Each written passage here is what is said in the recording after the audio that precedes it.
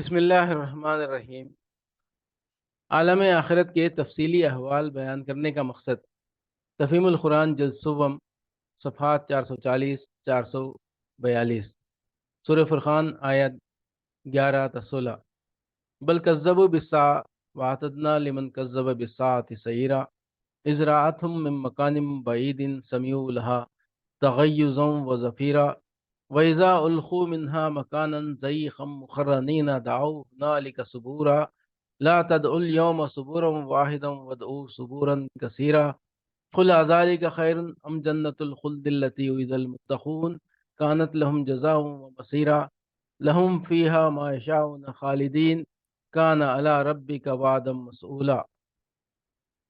سورہ فرقان آیات 11 تا 16۔ اصل بات یہ ہے کہ یہ لوگ اس گھڑی کو جھٹلا چکے ہیں، اور جو اس گھڑی کو جھٹلائے اس کے لیے ہم نے بھڑکتی ہوئی آگ مہیا کر رکھی ہے۔ وہ جب دور سے ان کو دیکھے گی تو یہ اس کے غضب اور جوش کی آوازیں سن لیں گے، اور جب یہ دست و پابستہ اس میں ایک تنگ جگہ ٹھونسے جائیں گے تو اپنی موت کو پکارنے لگیں گے۔ اس وقت ان سے کہا جائے گا کہ آج ایک موت کو نہیں، بہت سی موتوں کو پکارو۔ ان سے پوچھو یہ انجام اچھا ہے یا وہ ابدی جنت جس کا وعدہ خدا ترس پرہیزگاروں سے کیا گیا ہے، جو ان کے عمل کی جزا اور ان کے سفر کی آخری منزل ہوگی، جس میں ان کی ہر خواہش پوری ہوگی، جس میں وہ ہمیشہ ہمیشہ رہیں گے، جس کا عطا کرنا تمہارے رب کے ذمے ایک واجب الادا وعدہ ہے۔ اس گھڑی، اصل میں لفظ الساعہ استعمال ہوا ہے، ساعت کے معنی گھڑی اور وقت کے ہیں، اور اس پر عہد کا ہے، یعنی وہ مخصوص گھڑی جو آنے والی ہے، جس کے متعلق ہم پہلے تم کو خبر دے چکے ہیں۔ قرآن مجید جگہ جگہ یہ لفظ ایک اصطلاح کے طور پر اس وقت خاص کے لیے بولا گیا ہے جبکہ قیامت قائم ہوگی، تمام اولین و آخرین اثر نو زندہ کر کے اٹھائے جائیں گے، سب کو اکٹھا کر کے اللہ تعالیٰ حساب لے گا، اور ہر ایک کو اس کے عقیدے و عمل کے لحاظ سے جزا یا سزا دے گا۔ جھٹلا چکے ہیں، یعنی جو باتیں یہ کر رہے ہیں ان کی وجہ یہ نہیں ہے کہ ان کو واقعی کسی قابل لحاظ بنیاد پر قرآن کے جعلی کلام ہونے کا شبہ ہے، یا ان کو در حقیقت یہ گمان ہے کہ جن آزاد کردہ غلاموں کے یہ نام لیتے ہیں وہی تم کو سکھاتے پڑھاتے ہیں، یا انہیں تمہاری رسالت پر ایمان لانے سے بس اس چیز نے روک رکھا ہے کہ تم کھانا کھاتے اور بازاروں میں چلتے پھرتے ہو، یا وہ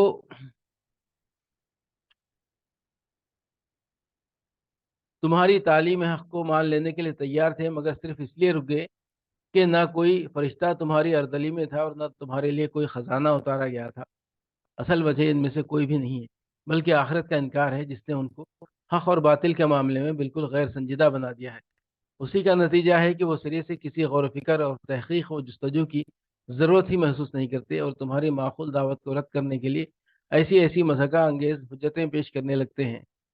ان کے ذہن اس تخیل سے خالی ہیں کہ زندگی کے بعد کوئی اور زندگی بھی ہے جس میں انہیں خدا کے سامنے جا کر اپنے اعمال کا حساب دینا ہوگا۔ وہ سمجھتے ہیں کہ اس 4 دن کی زندگی کے بعد مر کر سب کو مٹی ہو جانا ہے، بت پرست بھی مٹی ہو جائے گا اور خدا پرست بھی اور منکر خدا بھی، نتیجہ کسی چیز کا بھی کچھ نہیں نکلنا ہے۔ پھر کیا فرق پڑ جاتا ہے مشرک ہو کر مرنے یا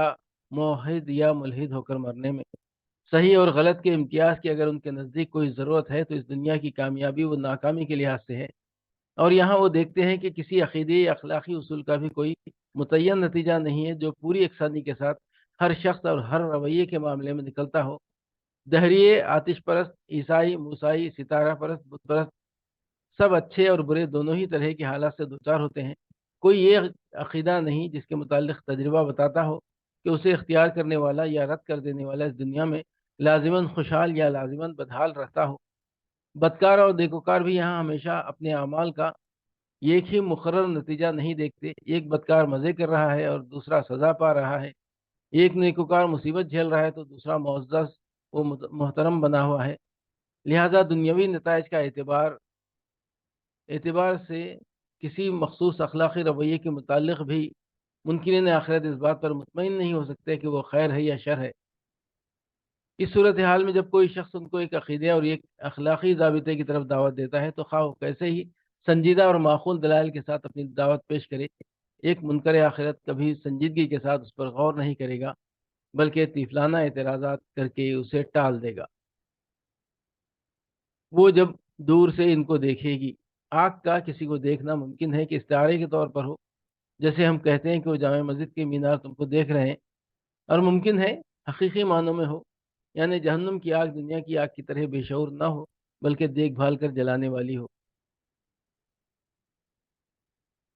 جس کا عطا کرنا تمہارے رب کے ذمے ایک واجب الادا وعدہ ہے۔ اصل الفاظ ہیں وعدم مسئولہ، یعنی ایسا وعدہ جس کے پورا کرنے کا مطالبہ کیا جا سکتا ہے۔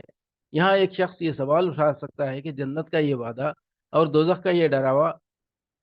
کسی ایسے شخص پر کیا اثر انداز ہو سکتا ہے جو قیامت اور حشر و نشر اور جنت و دوزخ کا پہلے ہی منکر ہو۔ اس لحاظ سے تو یہ بظاہر ایک بے محل کلام محسوس ہوتا ہے، لیکن تھوڑا سا غور کیا جائے تو بات بآسانی سمجھ میں آ سکتی ہے۔ اگر معاملہ یہ ہو کہ میں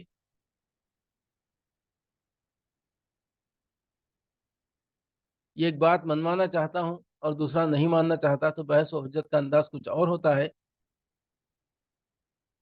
لیکن اگر میں اپنے مخاطب سے اس انداز میں گفتگو کر رہا ہوں کہ زیر بحث مسئلہ میری بات ماننے یا نہ ماننے کا نہیں بلکہ تمہارا اپنے مفاد کا ہے، تو مخاطب چاہے کیسا ہی ہٹ درم ہو، ایک دفعہ سوچنا پڑتا ہے کہ دوسری زندگی کے ہونے کا چاہے ثبوت موجود نہ ہو، مگر بہرحال اس کے نہ ہونے کا بھی کوئی ثبات نہیں، اور امکان دونوں ہی کا ہے۔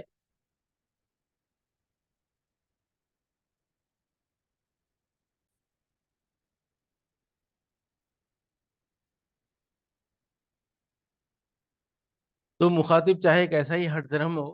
ایک دفعہ سوچنا پڑتا ہے کہ دوسری زندگی کے ہونے کا چاہے ثبوت موجود نہ ہو، مگر بہرحال اس کے نہ ہونے کا بھی کوئی ثبوت نہیں ہے،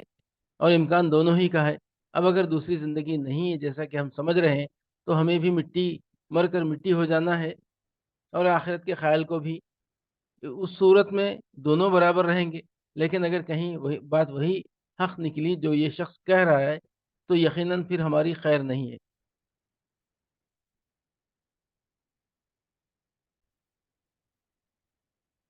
اس طرح یہ طرز کلام مخاطب کی ہٹ دھرمی میں ایک شگاف ڈال دیتا ہے، اور شگاف میں مزید وسعت اس وقت پیدا ہوتی ہے جب قیامت، حشر، حساب اور جنت و دوزخ کا ایسا تفصیلی نقشہ پیش کیا جانے لگتا ہے جیسے کوئی وہاں کا آنکھوں دیکھا حال بیان کر رہا ہو۔ مزید تشریح کے لیے ملاحظہ ہو تفہیم القرآن جلد 4، حامیم سجدہ آیت 52، حاشیہ 69، الاحقاف آیت 10۔ آخرت اسی زمین پر قائم ہوگی، تفہیم القرآن جلد 7، صفحہ 99، سورہ طٰہٰ آیت 55، منہا خلقناکم وفیہا نعیدکم ومنہا نخرجکم تارۃ اخری۔ اس زمین سے ہم نے تم کو پیدا کیا ہے اور اسی میں ہم تمہیں واپس لے جائیں گے اور اسی سے تم کو دوبارہ نکالیں گے۔ یعنی ہر انسان کو لازماً 3 مرحلوں سے گزرنا ہے۔ ایک مرحلہ موجودہ دنیا میں پیدائش سے لے کر موت تک کا، دوسرا مرحلہ موت سے قیامت تک کا، اور تیسرا قیامت کے روز دوبارہ زندہ ہونے کے بعد کا مرحلہ۔ یہ تینوں مرحلے اس آیت کے روح سے اسی زمین پر گزرنے والے ہیں۔